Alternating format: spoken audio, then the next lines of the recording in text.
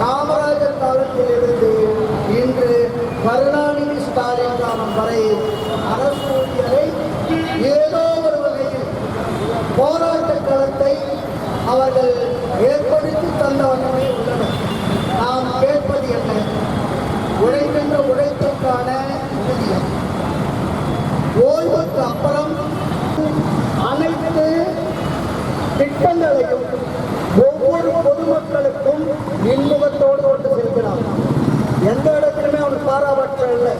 இதை அரசு சொன்னது, ஆட்சியாளர் சொன்னார்கள், நாங்கள் செய்து முடிக்கின்றோம் என்று செய்கிறோம். ஒரு சித்தாள் வேலைக்கு போறவனுக்கு கூட சாயந்தரத்துல கூலி உண்டு. அது அந்த கூலியை நிர்ணயிக்கிற தன்மை, சக்தி அந்த உழைப்பாளிக்கு இருக்கு. நாம் உழைப்புக்கான ஊதியம் ஏதாவது எப்பொழுதாவது கொடுத்துருக்காங்களா? நம்ம மட்டும் எப்பவுமே மாட்டாந்தாயாகவே இந்த அரசாங்கங்கள் பார்த்து கொண்டுள்ளது. நாம் எந்த போராட்டங்களையும் விரும்பி ஏற்கவில்லை. இவர்கள் தள்ளப்படுகிறார்கள். இப்போ 10 அம்ச கோரிக்கை எதற்காக? எதற்குமா சாதாரண கோரிக்கையா? ஓய்வூதிய கோரிக்கை,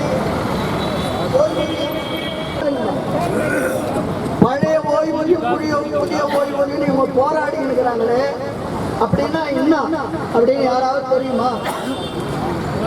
2003க்கு முன்பு அரசு வேலை கிடைப்பதை பெருமையா நினைச்சோம். ஏனென்றால் ஓய்வுக்கு பின் ஓய்வூதியம் உண்டு, குடும்ப ஓய்வூதியம் இருக்கு. இந்த நம்பிக்கையில தான் நாம் அரசாங்கத்தில் பணிக்கு சேர்ந்தோம். 2003